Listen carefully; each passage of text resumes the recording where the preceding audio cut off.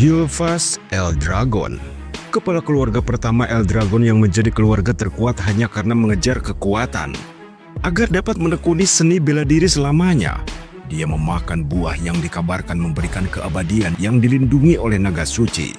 Namun, bertentangan dengan rumor tersebut, tubuh Gilvas semakin tua, dan pada akhirnya dia meninggal dunia di depan putranya sendiri.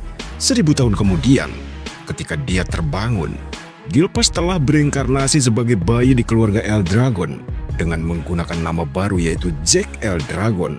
Terlebih lagi, dengan musuh dari dunia yang dikenal sebagai dunia kekacauan yang tidak diketahui, keluarga Eldragon telah mengadopsi filosofi hukum rimba yang sangat ketat. Saat semuanya berubah menjadi dunia yang tidak dikenalnya, Jack sangat bergembira.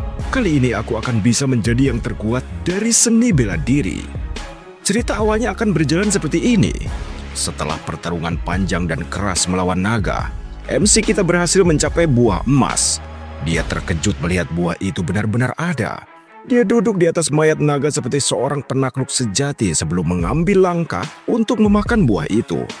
Dia yakin bahwa dengan memakan buah itu, dia akan mampu mencapai puncak seni bela diri. Nama MC kita adalah Gilvas Eldragon dan dia sangat dipuji sebagai yang terkuat di dunia. Puluhan tahun kemudian, Gilvas telah menua dan berada di ranjang kematiannya. Dia dikelilingi oleh anggota keluarganya dan yang duduk di sampingnya adalah putra sulungnya bernama Gilliam. Gilvas memperhatikan bahwa putranya tampak sedih. Dia mendesaknya untuk menjadi anak yang baik di masa depan, mengatakan bahwa akhir baginya telah tiba. Gilliam sedih karena dia akan kehilangan ayahnya seperti halnya dia kehilangan ibunya. Menjelang ajalnya, Gilvas memikirkan sebuah keabadian dan menyadari bahwa itu hanyalah omong kosong. Namun, dia terhibur dengan kenyataan bahwa dia telah dikaruniai seorang istri dan beberapa anak. Dia memberitahu anak-anaknya bahwa dia tidak menyesal karena sudah menjalani kehidupan yang sangat baik. Meskipun jauh di lubuk hatinya, ini adalah kebohongan besar. Gilvas pada dasarnya menyesal karena tidak punya lebih banyak waktu untuk mencapai puncak seni bela diri. Beberapa saat kemudian dia pun meninggal dunia. Tiba-tiba dia membuka matanya kembali. Dia terkejut dan bertanya-tanya, mengapa semuanya tampak berbeda? Dia merasa tubuhnya berbeda, dan benar saja ketika dia melihat sekeliling, dia mendapati dirinya memiliki tangan bayi. Saat itulah Gilvas menyadari bahwa dia adalah seorang bayi yang sedang berada di tempat tidurnya.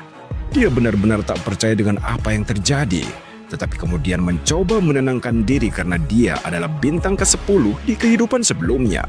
Gilvas menyimpulkan bahwa posisinya jauh lebih normal. Dia mulai bertanya-tanya siapa yang telah melakukan hal seperti ini padanya.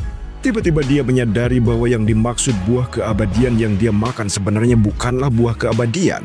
Kekuatan buah itu adalah reinkarnasi dan bukan keabadian. Seperti dugaannya sebelumnya, hal ini membuatnya tersenyum karena dia menganggapnya sebagai keberuntungan. Dengan ini dia percaya bahwa kali ini dia akan bisa mencapai puncak seni bela diri. Saat Gilvas mendengar tangisan bayi lain di sekitarnya, dia menyadari bahwa dia pasti telah terlahir kembali di keluarga Eldragon. Namun, dia mulai bertanya-tanya mengapa ada begitu banyak bayi di ruangan ini. Sesaat kemudian para pelayan memasuki ruangan sambil membawa botol susu. Mereka kemudian meraih salah satu bayi goblin untuk diberi makan. Gilvas terkejut karena melihat ada goblin di ruangan ini. Dia bertanya-tanya, apa yang sedang mereka rencanakan? Setelah memberi makan goblin dengan cairan merah, goblin itu meledak sehingga menumpahkan banyak darah di wajah Gilvas. Dia terkejut melihat hal ini. Rasa takut menjalar di sekujur tubuhnya saat dia mencoba mencari tahu isi botol itu. Para pelayan kemudian memutuskan untuk mengencerkannya sedikit dan terus memberikannya kepada anak-anak. Gilvas segera ditangkap oleh seorang pelayan saat dia masih mencoba mencari tahu apa yang mereka berikan yang menyebabkan goblin itu meledak. Dia dapat melihat dengan jelas bahwa isi botol itu bukanlah susu, tetapi tampaknya sejenis sihir. Dia tidak percaya bahwa para pelayan memberi makan bayi dengan sesuatu yang begitu berbahaya. Pelayan itu mendorong botol susu ke mulutnya, dan ketika dia merasakan isi botol itu, Gilvas akhirnya menyadari bahwa itu adalah darah naga kuno. Dia tidak percaya betapa gilanya mereka karena sudah membuat bayi meminum darah naga. Dia akhirnya menyadari alasan mereka mengatakan akan mengencerkannya. Gilvas memutuskan untuk meludahkannya. Tetapi sayangnya dia telah menelannya sedikit. Namun, dia menyimpulkan bahwa sedikit saja tidak akan membunuhnya. Dia memperhatikan bahwa bayi-bayi lain juga meludahkan zat itu dan memutuskan bahwa ini adalah hal terbaik yang bisa dia lakukan. Saat itulah Gilpas menyadari bahwa dia mungkin membuat kesalahan dengan meludahkannya. Dia menyadari jika dia menyerap semua kekuatan sihir, dia mungkin akan melampaui dirinya di masa lalu dan akhirnya akan mencapai puncak sedih bela diri. Dia tidak tahu apa yang sedang terjadi, tetapi Gilpas memutuskan untuk memanfaatkan situasi ini sebaik mungkin. Dia menghabiskan semua isi botol dengan tekad untuk menunjukkan kepada semua orang mengapa mereka tidak boleh mengganggunya. Bahkan pelayan itu terkejut melihat Gilpas dengan senang hati meminum darah naga yang diberikan kepadanya. Pelayan itu juga senang karena semuanya berjalan sesuai keinginan mereka. Setelah menghabiskan seluruh isi botol, dia dibaringkan kembali di tempat tidurnya bersama bayi-bayi lain yang juga selamat dari percobaan itu. Seperti bayi pada umumnya, dia mulai mengantuk karena sudah menikmati makanan yang lezat tadi. 7 tahun kemudian, Gilpas terlihat melatih kekuatannya dengan meletakkan batu besar di atas kakinya sambil melakukan push up dengan satu tangan. Dia mencapai 1000 push up sebelum mendorong batu itu menjauh. Ketika menatap tubuhnya yang berotot, dia mengakui bahwa dia sangat menyukainya. Rupanya, Gilpas kini berganti nama menjadi Jack Eldragon. Jack mengaitkan semua kekuatan yang dimilikinya dengan kualitas darah naga yang ada dalam tubuhnya. Darah naga tampaknya menyimpan sejumlah besar kekuatan, dan bahkan bayi yang menelan sedikit saja akan mendapatkan tubuh yang jauh lebih kuat daripada manusia biasa. Berkat kekuatan sumber sejati naga ilahi yang telah diserapnya di kehidupan masa lalunya, Jack mampu menyerap setiap tetes kekuatan unik naga kuno itu. Jack mampu melalui transformasi yang membuatnya sendiri terkejut. Namun Jack menyadari bahwa dia masih seorang prajurit bintang 1 dan itu membuatnya kecewa. Karena dia seharusnya setidaknya bintang 4. Pada dasarnya, bintang adalah sumber kekuatan sejati seseorang yang dikompresi hingga batasnya. Seseorang membayangkan tubuh mereka sebagai alam semesta dan membiarkan bintang-bintang bergerak di dalamnya. Ternyata kesulitannya meningkat dengan setiap bintang karena semakin banyak bintang akan semakin besar kekuatannya. Dan Jack di kehidupan masa lalunya berhasil mencapai tingkat 10 bintang yang menjadikannya satu-satunya orang di dunia yang pernah melakukannya. Kini sudah 7 tahun sejak Jack lahir sebagai putra kepala keluarga Eldragon saat ini. Namun dia dicap sebagai anak haram. Ibunya telah meninggal dan ayahnya tak pernah sekalipun menunjukkan wajahnya. Jack tak percaya dia memiliki ayah yang seperti sampah. Rupanya, dia telah berinkarnasi 1000 tahun kemudian di mana dunia telah menjadi tempat bagi yang lemah untuk mati di tangan yang kuat. Ada juga ritual aneh yang dikenal sebagai ujian naga. Hanya bayi yang berhasil meminum darahnya yang seharusnya dilatih menjadi prajurit naga. Tetapi Jack belum menerima satupun pelatihan dari siapapun. Dia mencoba mengajukan beberapa pertanyaan kepada pelayan, tetapi pelayan itu hanya menjawab bahwa dia tidak berhak mengatakannya. Jack meluapkan kekesalannya kepada pelayan itu, mengingatkannya bahwa mereka yang lulus ujian seharusnya mendapatkan pelatihan tempur. Tetapi dia hanya dikelilingi oleh pelayan dan bukan seseorang pelatih. Pelayan itu bersikap seperti boneka saat dia bertanya kepada Jack apakah ada yang dia butuhkan. Tetapi Jack menolak. Sebenarnya Jack bisa mengurus dirinya sendiri karena dia saat ini lebih fokus membangun tubuhnya daripada mendapatkan pelatihan tempur. Apakah dia bisa memberikan informasi tentang anak-anak lain dalam keluarga utama? Tetapi pelayan tersebut memberikan jawaban yang sama, yaitu bahwa dia tidak bebas untuk mengatakannya. Jack mencoba memutarbalikkan fakta untuk mendapatkan jawaban, tetapi pelayan tersebut tetap pada jawabannya. Jack kesal dan bertanya, apakah hanya ini yang bisa kau katakan? Jack kemudian bertanya kepada pelayan itu, apakah dia ada di sini untuk diperlakukan dengan buruk? Tetapi pelayan tersebut membantahnya, mengatakan bahwa mereka diperintahkan untuk mengurus kebutuhan pribadinya. Jack menyadari bahwa pelayan tersebut adalah petarung bintang 3 dan untuk latihan tempur, dia seharusnya bersedia membantunya. Karena pelayan tersebut tidak membantu, Jack memutuskan untuk pergi ke hutan. Dia tidak percaya telah tinggal bersama seseorang pelayan selama 3 tahun dan mereka tidak memiliki hubungan yang nyata. Jack mengharapkan balasan, tetapi dia tidak mendapatkan balasan dari pelayan itu yang tampaknya akan selalu diabaikan. Jack masuk ke hutan dan memakan seikat herba beracun yang jelas rasanya tidak enak. Namun, Dia tidak peduli karena dia menganggapnya sebagai bagian dari latihannya. Tiba-tiba, dia menyadari ada jejak samar yang mengikutinya. Dia bertanya-tanya, mengapa seseorang mengikutinya dan tidak muncul untuk mengatakan sesuatu? Dia mengabaikan siapapun itu dan fokus pada apa yang ada di depannya. Dia melihat seekor babi hutan di depannya. Dia menyadari bahwa kabut hitam yang berasal dari orang yang membuntutinya tidak ada di kehidupan sebelumnya. Membuatnya bertanya-tanya, apa sebenarnya kabut itu? Meski demikian, Jack menunjukkan dirinya kepada babi hutan itu. Dan sesuai namanya, babi hutan itu menerjang Jack. Jack menyeringai ketika babi itu mendekat.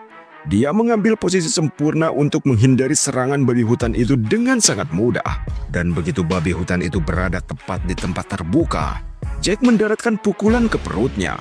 Pukulan ini meninggalkan dampak mengerikan yang menghancurkan bagian dalam babi hutan dan membunuhnya dalam sekali serang. Jack terkesan bahwa hanya dengan satu pukulan ringan darinya, yang merupakan bintang 1, mampu menumbangkan babi hutan. Jack kemudian menyimpulkan bahwa ternyata kualitas bintanglah yang sangat penting dan bukan kuantitasnya. Jack meraih babi hutan itu dan meletakkannya di bahunya untuk kembali ke rumah. Dalam perjalanan, Jack mengeluh tentang bagaimana dia sudah lelah sendirian dan berpikir untuk bertualang. Namun, dia menyadari bahwa laut akan menjadi satu-satunya tempat yang bisa dia tuju, bahkan jika dia ingin pergi kemanapun. Sementara itu, pria aneh yang membuntuti Jack terkejut bahwa dia mampu mengalahkan babi hutan hanya dengan satu pukulan tanpa pernah menerima sedikit pun pelatihan tempur. Selain itu, dia tak percaya bahwa Jack akan menyadari persembunyiannya. Dia pada dasarnya menyimpulkan bahwa Jack bukanlah anak biasa. Karena ibunya meninggal di usia muda dan ayahnya tidak tertarik padanya, dia menyimpulkan bahwa Jack mustahil mendapatkan pendidikan yang layak. Namun, dia tidak diizinkan melarikan diri karena dia anak kepala keluarga. Oleh karena itu, Jack benar-benar diawasi. Pria aneh itu menyadari bahwa segala sesuatunya menjadi semakin menarik di setiap kesempatan. Saat Jack pulang, dia menyadari bahwa ada orang yang bertamu ke rumahnya. Dia bisa merasakan kekuatan para tamu ini dan bertanya-tanya apa yang akan mereka inginkan darinya. Perlahan dia mulai berjalan menuju pintu untuk menguping percakapan mereka. Dan dari apa yang dia rasakan, tidak ada niat membunuh dari mereka. Akhirnya dia membuka pintu dan melihat ada beberapa pria di dalam ruangan. Dia bertanya, untuk apa mereka datang? Dia memperhatikan bahwa para pria itu mengenakan lambang naga di pakaian mereka. Hal ini membuatnya semakin penasaran dan bertanya-tanya apa yang mereka inginkan darinya. Setelah menyadari keberadaannya, orang-orang itu memberi hormat padanya. Mereka mengatakan bahwa mereka datang untuk menjemputnya karena dia perlu menjalani pemeriksaan. Jack hampir kehilangan akal sehatnya ketika mendengar ini, karena tidak ada yang memberitahunya tentang pemeriksaan sialan itu. Tak lama kemudian, Jack akhirnya dibawa ke rumah utama. Dia tak pernah menyangka akan kembali setelah 1000 tahun setelah kepergiannya. Terlihat Jack yang sudah mengenakan seragam sekolah oleh para pria itu. Dia ternyata dibawa ke rumah utama bukan untuk menghadiri pesta, melainkan untuk menghadiri akademi yang dikenal sebagai Sarang Naga. Ini adalah akademi yang didirikan oleh keluarga Eldragon, dan semua orang yang lahir di keluarga ini bertujuan untuk mendaftar di akademi tersebut. Rupanya, mereka semua menerima pendidikan ketika berusia 7 tahun, dan hari ini adalah ujian masuknya. Meskipun Jack tidak menerima pendidikan apapun sejak awal, dia tidak punya pilihan selain mengikuti ujian karena itu kewajiban. Itulah sebabnya dia dibawa jauh-jauh dari tempat tinggalnya di hutan. Jack frustasi dengan semua ini. Hal ini benar-benar sudah membuatnya sakit kepala. Ketika dia masih merasa frustasi, tiba-tiba seorang siswa berambut biru bernama Langis datang menghampirinya. Langis yang berasal dari desa Old Scale bertanya padanya apakah kau baik-baik saja atau sedang dalam masalah. Jack berbalik menatapnya dan dengan kasar bertanya, "Memangnya apa pedulimu?" Langis tampak malu-malu saat dia memberitahu Jack bahwa dia hanya mencoba membantu karena Jack tampak sedang dalam masalah. Jack terkejut dengan pendekatan Langis. Dia bisa merasakan bahwa Langis adalah anak pemalu, tetapi dia menyadari bahwa Langis memiliki semacam kekuatan yang mengalir dalam dirinya. Jack kemudian berdiri dan meminta maaf karena sudah bersikap kasar. Dia kemudian memperkenalkan diri dan memberitahunya bahwa dia hanya bingung dengan apa yang direncanakan para kepala keluarga untuk semua ini. Langis kemudian menjawab bahwa isi ujian tidak berubah dari tahun ke tahun. Namun, Jack menjernihkan suasana, memberitahunya bahwa dia sebenarnya tidak tahu apa sebenarnya isi ujian itu. Langis terkejut ketika menyadari bahwa orang di depannya ini benar-benar tidak tahu apa yang dia katakan. Langis bertanya-tanya apakah Jack akan baik-baik saja, karena dia tidak tahu apa yang akan dihadapinya selama ujian. Langis pun memutuskan untuk menjelaskannya kepada Jack. Tepat saat dia hendak menjelaskan, sekelompok pengganggu muncul dari belakang sembari memanggil Langis sebagai anak kerdil. Bahkan Jack terkejut mendengarnya. Kelompok pengganggu itu ternyata dipimpin oleh seorang pria bernama Riton, yang juga berasal dari desa yang sama dengan Langis. Riton membulinya habis-habisan. Dia bertanya mengapa orang kerdil seperti dirinya datang untuk ujian, padahal dia bisa pulang dan bermain-main saja. Langis masih gagal menangkap ejekan itu dan menjawab bahwa dia datang untuk ujian. Tetapi ini malah membuat Riton berteriak padanya. Dia memberitahu Langis bahwa dia adalah sampah. Mustahil orang seperti dirinya bisa masuk akademi bergengsi. Riton terus menertawakan Langis sambil mengingatkan bahwa ayahnya adalah naga tiruan. Dia mengepalkan tinjunya. Rupanya, keluarga naga memiliki hierarki yang ditetapkan oleh seorang raja absolut. Kelas pemula dikenal sebagai naga rendahan, kelas biasa dikenal sebagai naga muda, dan kelas kapten adalah naga dewasa. Sementara yang duduk di puncak adalah para tetua atau kelas eksekutif, dan mereka dikenal sebagai naga tua. Namun, ada level di bawah yang dikhususkan untuk sampah, dan mereka disebut sebagai naga tiruan. Naga tiruan adalah mereka yang gagal memasuki Dragones atau mereka yang tidak bisa lulus dari akademi. Mereka pada dasarnya disebut palsu, tetapi Langis ingin membuktikan bahwa orang-orang seperti dirinya bukanlah naga palsu. Jack kemudian memutuskan untuk bergabung dalam percakapan dan bertanya kepada Riton, "Dari mana kau tahu bahwa dia itu sampah? Padahal dia bahkan belum menjalani ujian." Riton terkejut dengan campur tangan dari orang yang tidak dikenal ini. Dia bertanya, "Kau siapa? Apa kita punya masalah?" Jack menjawab bahwa bukan apa-apa. Dia hanya ingin tahu mengapa Riton berpikir bahwa Langis mustahil untuk masuk akademi. Riton kemudian menjawab bahwa orang-orang seperti Langis adalah orang yang sangat lemah. Jack terkejut mendengar hal ini. Dia hanya memberitahu Riton bahwa Langis lebih kuat dibandingkan dengan kelompok sampahnya. Bahkan dia lebih kuat darimu. Hal ini benar-benar membuat Riton sangat kesal. Dia bertanya kepada Jack, "Apa kau menyiratkan bahwa mereka lebih rendah dari seseorang seperti Langis?"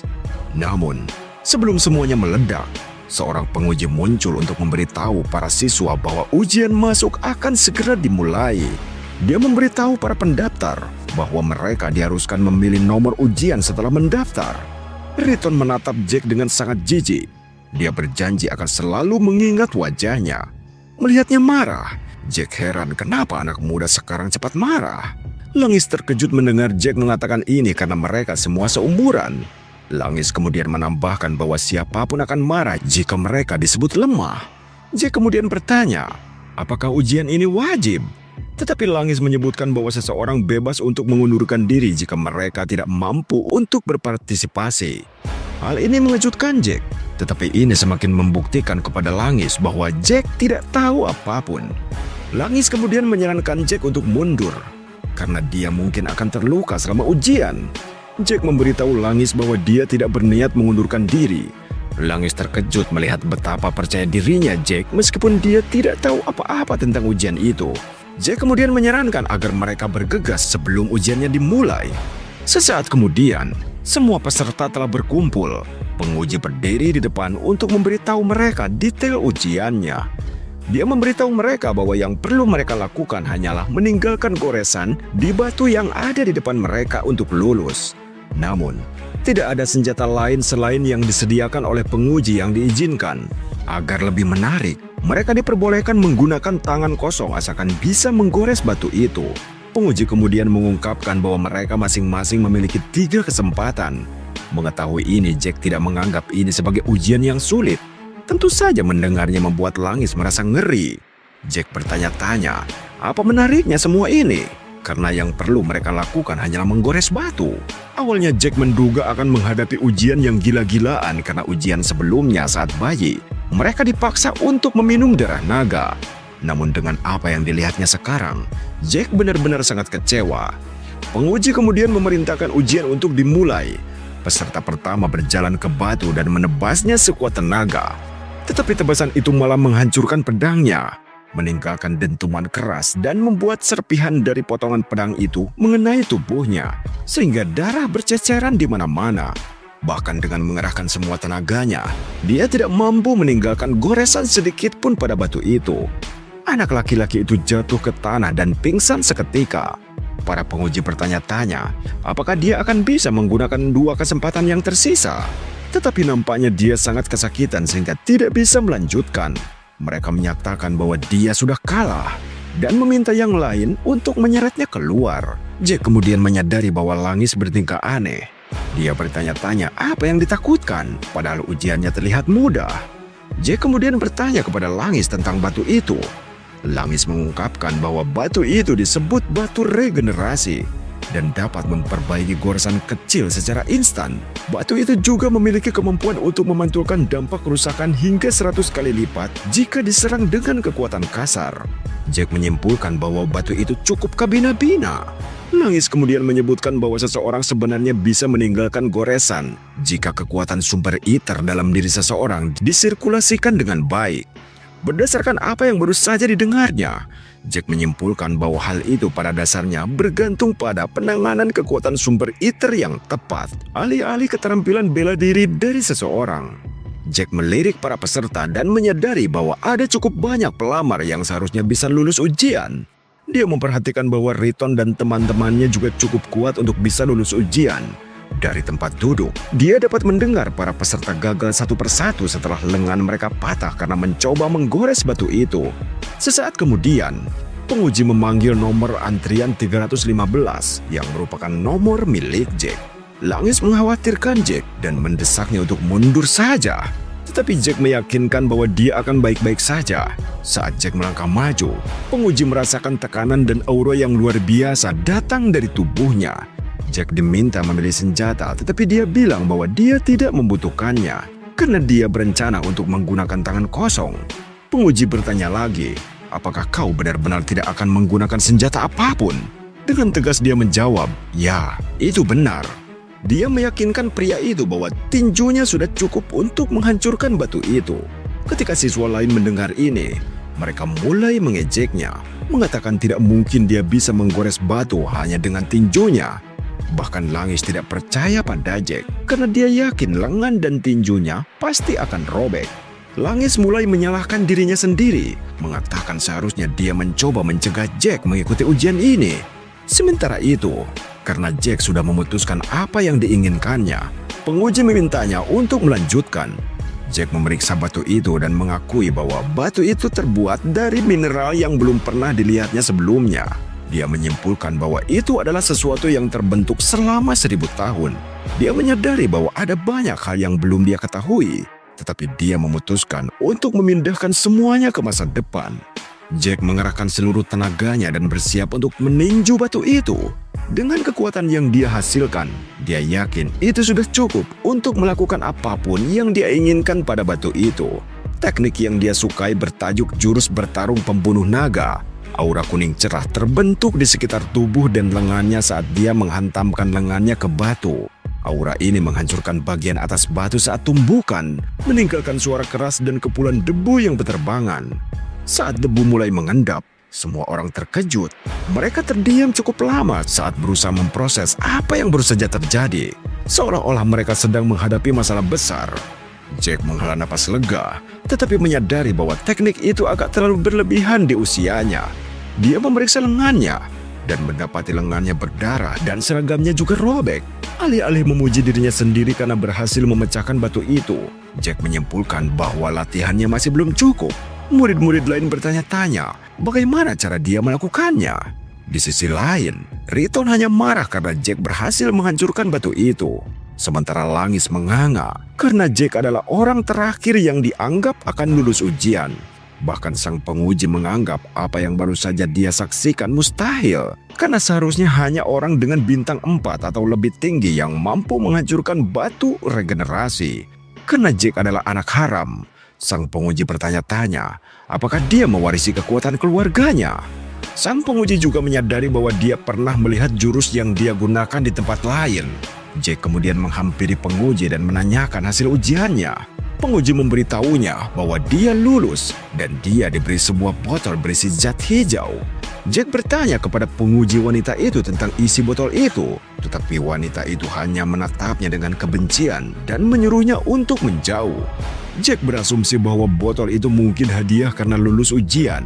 Kemudian Jack kembali ke teman barunya. Di sana Langis memujinya atas bakat hebat yang dia miliki. Jack kemudian bertanya kepadanya tentang botol itu. Langis mengungkapkan bahwa itu adalah ramuan penyembuh. Jack bingung ketika mendengar ini.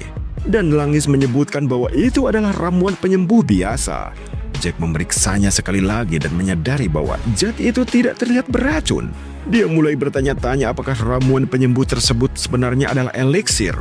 Rupanya, eliksir adalah ramuan yang terbuat dari bahan-bahan yang sangat langka dan dikombinasikan dengan herba yang hanya tumbuh di tempat rahasia.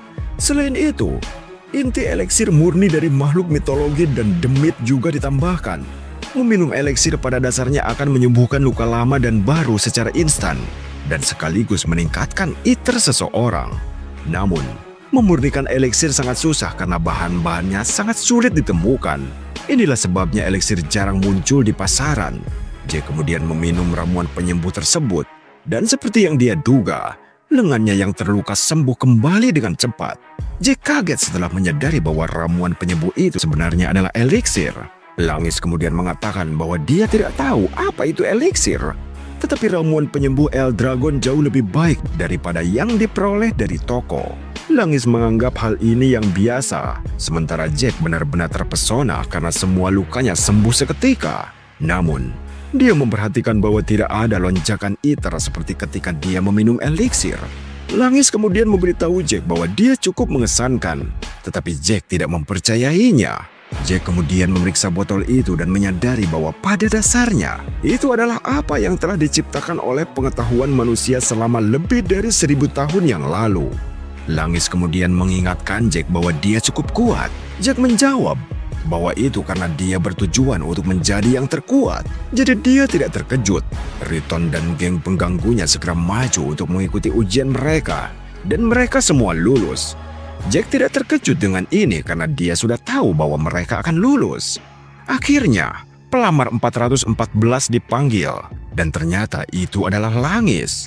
Saat menuruni tangga, Jack menyadari Langis gugup dan mendesaknya untuk menenangkan diri, meyakinkannya bahwa dia akan baik-baik saja. Langis pada dasarnya berbalik dan memberitahu Jack untuk berhenti menaikkan kualitasnya terlalu tinggi. Ketika Langis tiba di lokasi ujian, dia segera mengambil pedang, membuat Jack bertanya-tanya apa yang sebenarnya akan dilakukan anak itu. Langis menarik napas dalam-dalam dan melancarkan serangan pada batu itu. Namun, dia gagal meninggalkan goresan dan malah terjatuh. Seperti biasa penguji memberitahunya bahwa dia memiliki 2 percobaan lagi. Langis kemudian bangkit untuk mencobanya lagi. Tetapi hasilnya tetap sama. Dia terpental dan jatuh ke tanah sambil menangis. Dia bertanya-tanya, apakah dia akan gagal seperti yang mereka katakan? Seperti yang diduga, Riton dan yang lainnya langsung menertawakannya, mengatakan bahwa anak naga palsu akan selalu menjadi naga palsu.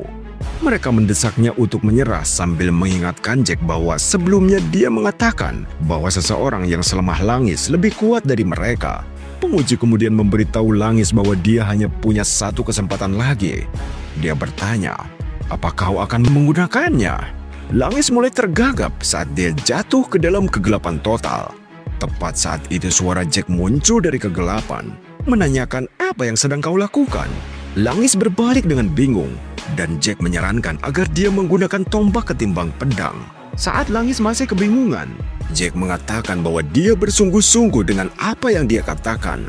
Jack memarahi Langis karena sudah menggunakan senjata yang tidak cocok untuknya. Jack meyakinkannya bahwa berapa kali pun dia mencoba, dia tetap tidak akan bisa membuat goresan dengan pedang.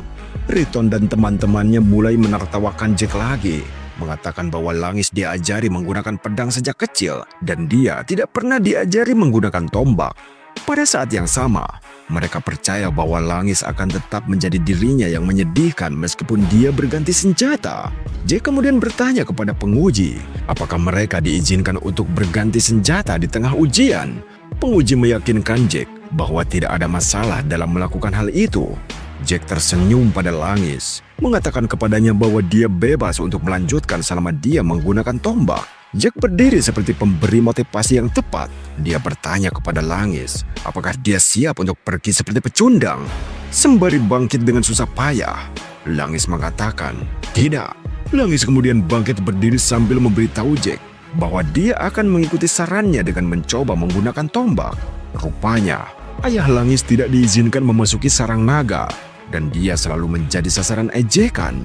Meskipun demikian, dia pantang menyerah dan akan memastikan untuk membesarkan puteranya dengan baik. Karena semua yang telah dilakukan ayahnya untuknya, Langis bersedia membuktikan bahwa dia bukan naga palsu. Dia ingat saat Jack berkata bahwa dia akan selalu mendapatkan hasil yang sama berapa kali pun selama dia menggunakan pedang. Meskipun dia belum lama mengenal Jack, tetapi dia memilih untuk percaya padanya. Namun, masalahnya adalah dia tidak tahu bagaimana cara menggunakan tombak. Jack hanya menyuruhnya untuk menusukkannya pada batu dengan lurus. Dia mendesaknya untuk jangan berpikir keras dan langsung melakukannya. Langis tahu mustahil bagi pengguna tombak pemula untuk langsung mengenai batu dan menimbulkan kerusakan. Tetapi dia tidak akan pernah tahu jika dia tidak mencobanya. Meskipun baru bertemu dengan Jack, dia memilih untuk percaya padanya. Karena Jack percaya padanya, dia pun ingin melakukan hal yang sama. Langis mengambil posisi dan menyadari bahwa energi ether yang mengalir di tubuhnya ternyata berbeda dengan saat dia memegang pedang. Langis bergegas menuju batu itu dan langsung menghantamnya, meninggalkan gelombang kejut yang sangat dahsyat. Riton dan geng pengganggunya tertawa puas, mengatakan bahwa itu tidak ada gunanya meskipun Langis mengganti senjata. Namun, setelah mengamati lebih dekat, mereka menyadari bahwa Langis mampu melakukannya. Mereka terkejut ketika melihat ini, dan bahkan penguji pun tidak percaya bahwa Langis benar-benar mampu menusuk batu itu dengan tombak. Jack bangga pada Langis dan bertepuk tangan untuknya. Langis tidak percaya saat penguji mencatat di bukunya bahwa dia telah lulus ujian. Langis terpaksa bertanya lagi untuk memastikan, tetapi Jack memeluknya dari belakang, meyakinkannya bahwa dia benar-benar melakukannya. Dengan air mata berlinang dan kebahagiaan, dia memeluk Jack. Riton dan anak buahnya tidak mau percaya bahwa Langis benar-benar lulus ujian, dan mereka semua percaya bahwa itu hanyalah keberuntungan. Sang penguji kemudian berteriak sekeras-kerasnya, memberitahu para peserta bahwa ujian telah selesai dan selanjutnya adalah upacara penerimaan. Mendengar ini, Jack terkejut. Dia tak percaya bahwa menggores batu adalah satu-satunya ujian yang harus mereka lalui. Langis kemudian memberitahu Jack bahwa mungkin akan ada ujian lain setelah mereka masuk akademi. Jack kemudian bertanya kepada Langis, apa yang harus mereka lakukan karena mereka sudah lulus ujian. Dan Langis mengungkapkan bahwa para kepala keluarga Eldragon akan muncul untuk memberikan ucapan selamat kepada para peserta. Tepat pada saat itu, sekelompok manusia pemilik aura muncul di kejauhan dan berjalan menuju para siswa. Di antara mereka ada seorang pria yang menarik perhatian Jack. Dan dia bertanya kepada Langis, siapa pria muram itu? Langis tak percaya. Jack baru saja menjelek-jelekan kepala keluarga. Jack tak kuasa menahan diri dan menyebut kepala keluarga itu sebagai pria jelek. Tetapi sebelum dia sempat berkata apapun, Langis menutup mulutnya dengan tangan. Langis memohon Jack untuk diam dan tidak mengatakan apapun. Dan meskipun sulit, Jack memutuskan untuk tetap diam. Jack menatap orang-orang yang dianggap sebagai pasukan Eldragon. Dia terkesan bahwa ternyata ada beberapa pria yang baik karena kebanyakan dari mereka adalah prajurit bintang 6. Namun, kepala keluarga yang bernama Balsa Eldragon adalah prajurit bintang 8 yang membuatnya menjadi sosok yang ditakuti. Pada masanya, hanya ada beberapa saja prajurit bintang 8 di dunia. Jack bertanya-tanya, memangnya ada berapa banyak yang tersisa? Jack kemudian mengungkapkan sesuatu yang mengejutkan kepada Langis. Dia mengatakan bahwa dia tidak menyukai Balsa. Dia bahkan tidak peduli apakah pria itu ayahnya atau bukan. Tepat saat itu, Balsa melangkah maju dengan aura yang luar biasa untuk menyapa para siswa. Dia hanya mengucapkan beberapa patah kata kepada para siswa. Dan ini adalah dirinya yang menyuruh mereka menjadi bagian dari keluarga Eldragon. Namun, kata-kata ini terasa begitu berat di samping auranya, membuat semua siswa kecuali Jack mulai gemetar. Bahkan Langis mengeluh betapa sulitnya baginya untuk bernapas. Namun Jack tidak merasakan apapun dari kehadiran Basa. Malah yang dia rasakan terhadap Basa hanyalah kebencian murni, meskipun dia tidak tahu alasannya. Setelah selesai menyapa para siswa, Basa pun berbalik untuk pergi. Tetua lain kemudian mengambil alih. Dia memberitahu para siswa bahwa kepala asrama mengharapkan hal-hal besar dari mereka. Orang itu juga menarik perhatian Jack, dan dia mulai bertanya-tanya, siapa tetua berambut pirang itu? Jack menyadari bahwa kepergian Basa sedikit mengurangi ketegangan di antara para siswa. Penguji kemudian melangkah maju untuk mengungkapkan bahwa mereka akan mengumumkan tugas asrama. Jack terkejut mendengar ini karena dia pikir mereka semua akan pergi ke tempat yang sama. Langis kemudian memutuskan untuk menjelaskan kepadanya karena dia tidak tahu apa-apa. Dia memberitahu Jack bahwa akademi ini memiliki 4 asrama. Para siswa ditempatkan di salah satu dari 4 asrama, yaitu asrama timur, barat, utara, dan juga selatan. Sesaat kemudian, Jack mendengar namanya dipanggil dan dia berdiri untuk pergi. Dia memberitahu teman barunya untuk menjaga diri dan keduanya berbasa-basi sebelum mereka berpisah. Jack telah ditempatkan di asrama timur di akademi. Dia terkejut melihat betapa banyak hal telah berubah dalam lebih dari 1000 tahun. Dia mengikuti petunjuk yang tertulis di catatan tangannya untuk menentukan arah menuju kamar. Dia khawatir teman-teman sekamarnya akan marah karena dia datang terlambat. Dan semua ini terjadi karena dia tersesat. Dia akhirnya sampai di depan pintu kamar. Dengan penuh semangat dia membuka pintu itu untuk mengumumkan kedatangannya sembari menyapa teman sekamarnya. Namun, antusiasme dan kegembiraannya pudar ketika dia melihat sosok dari teman sekamarnya itu. Tiba-tiba video pembahasannya sudah berakhir cuy. Jika kalian suka video ini, berikan like dan tulis pendapat kalian di kolom komentar. Karena jika video ini ramai, Mimin akan membahasnya kembali untuk kalian. Terima kasih sudah menonton dan sampai jumpa di lain kesempatan.